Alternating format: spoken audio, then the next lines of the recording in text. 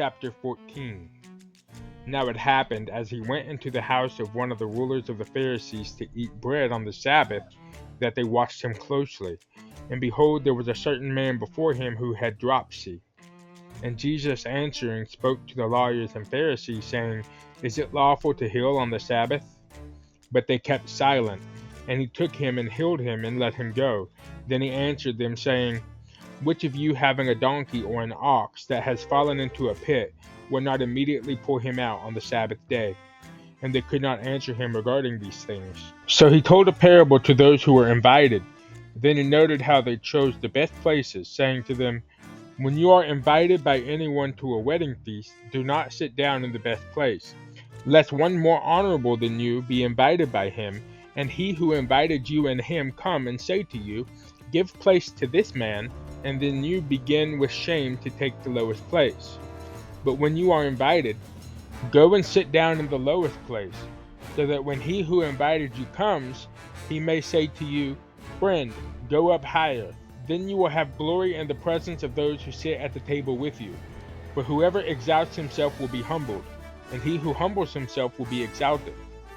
Then he also said to him who invited him, When you give a dinner or a supper, do not ask your friends, your brothers, your relatives, nor rich neighbors, lest they also invite you back and you be repaid. But when you give a feast, invite the poor, the maimed, the lame, the blind, and you will be blessed, because they cannot repay you, for you shall be repaid at the resurrection of the just. Now when one of those who sat at the table with him heard these things, he said to him, Blessed is he who shall eat bread in the kingdom of God.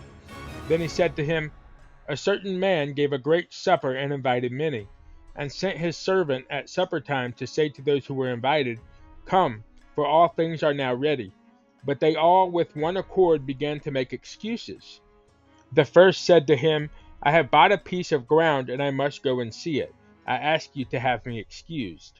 And another said, I have bought 5 yoke of oxen, and I am going to test them. I ask you to have me excused. Still another said, I have married a wife, and therefore I cannot come. So that servant came and reported these things to his master. Then the master of the house, being angry, said to his servant, Go out quickly into the streets and lanes of the city, and bring in here the poor and the maimed and the lame and the blind. And the servant said, Master, it is done as you commanded, and still there is room. Then the master said to the servant, Go out into the highways and hedges, and compel them to come in, that my house may be full. For I say to you that none of those men who were invited shall taste my supper.